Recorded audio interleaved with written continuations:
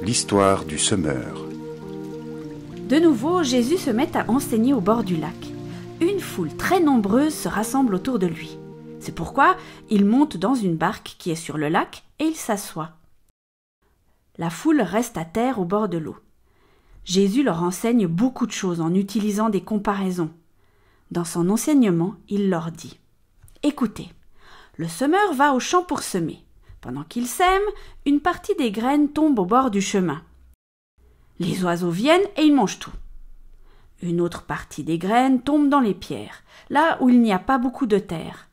Elles poussent tout de suite, parce que la terre n'est pas profonde. Mais quand le soleil est très chaud, il brûle les petites plantes. Et elles sèchent, parce qu'elles n'ont pas de racines. Une autre partie des graines tombe au milieu des plantes épineuses. Ces plantes poussent et étouffent les graines. Alors celles-ci ne donnent rien. Une autre partie des graines tombe dans la bonne terre. Les plantes poussent, elles se développent et produisent des épis. Les uns donnent 30 grains, d'autres 60 et d'autres 100. Et Jésus ajoute « Celui qui a des oreilles pour écouter, qu'il écoute. »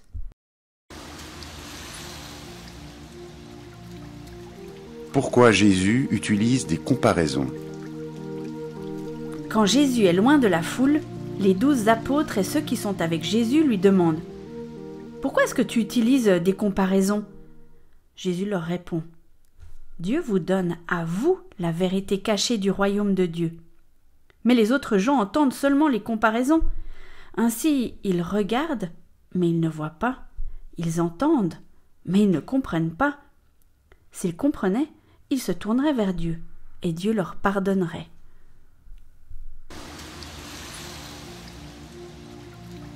L'histoire de la parole. Ensuite, Jésus dit à ceux qui sont là, « Vous ne comprenez pas l'histoire du semeur? Alors comment allez-vous comprendre toutes les histoires qui parlent du royaume? Le semeur sème la parole de Dieu. Certaines graines sont tombées au bord du chemin. Le bord du chemin, ce sont les gens qui entendent la parole. Mais Satan arrive tout de suite et il enlève la parole semée dans le cœur. D'autres graines sont tombées dans les pierres. Le sol plein de pierres, ce sont les gens qui entendent la parole et qui la reçoivent aussitôt avec joie. Mais la parole n'a pas de racine en eux. Ils changent facilement d'avis. Ensuite, quand il y a une difficulté ou quand on veut les faire souffrir à cause de la parole, ils abandonnent tout de suite. D'autres graines sont tombées au milieu des plantes épineuses. Le sol couvert de plantes épineuses, ce sont les gens qui entendent la parole, mais qui s'inquiètent pour les choses de ce monde. Ils cherchent de fausses richesses et ils ont beaucoup d'autres désirs. À cause de cela, la parole est étouffée et elle ne produit rien.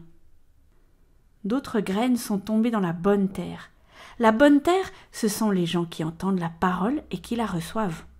Ils donnent des fruits, les uns 30, d'autres 60 et d'autres 100. Écoutez avec attention. Jésus leur dit encore, « Quand quelqu'un apporte une lampe, ce n'est pas pour la mettre sous un seau ou sous un lit. Au contraire, il la place bien en haut. Tout ce qui est caché, on pourra le voir. Tout ce qui est secret, cela paraîtra en pleine lumière. Celui qui a des oreilles pour écouter, qu'il écoute. » Jésus leur dit encore, « Faites bien attention à ce que vous entendez.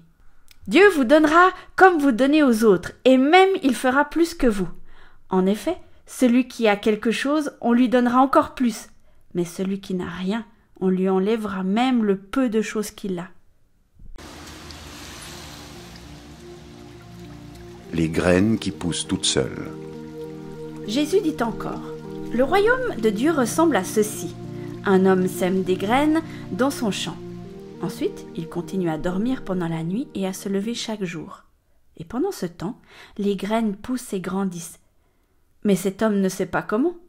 La terre fait elle-même pousser d'abord la plante, puis l'épi, enfin les grains dans l'épi. Et dès que les grains sont mûrs, on se met au travail avec la faucille parce que c'est le moment de la récolte. » La graine de moutarde. Jésus dit encore, « À quoi peut-on comparer le royaume de Dieu? Avec quelle histoire est-ce qu'on peut en parler? Le royaume de Dieu ressemble à une graine de moutarde. Quand on la sème dans la terre, c'est la plus petite de toutes les graines du monde. Mais ensuite, elle pousse et elle devient la plus grande de toutes les plantes. Elle a de branches si grandes que les oiseaux peuvent faire leur nid sous son ombre. Jésus annonce à tout le monde la parole de Dieu en racontant beaucoup d'histoires de cette sorte. Il le fait dans la mesure où ils peuvent comprendre. Jésus leur parle toujours avec des comparaisons. Mais quand il est seul avec ses disciples, il leur explique tout. Jésus calme la tempête.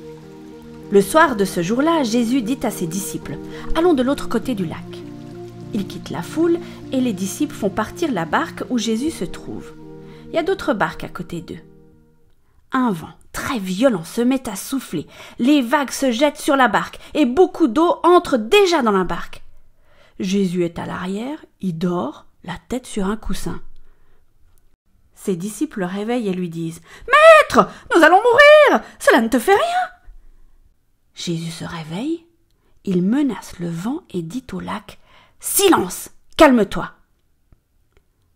Alors le vent s'arrête de souffler et tout devient très calme. Jésus dit à ses disciples « Mais pourquoi est-ce que vous avez peur? Vous n'avez donc pas encore de foi ?» Mais les disciples sont effrayés et ils se disent entre eux « Qui donc est cet homme? Même le vent et l'eau lui obéissent. »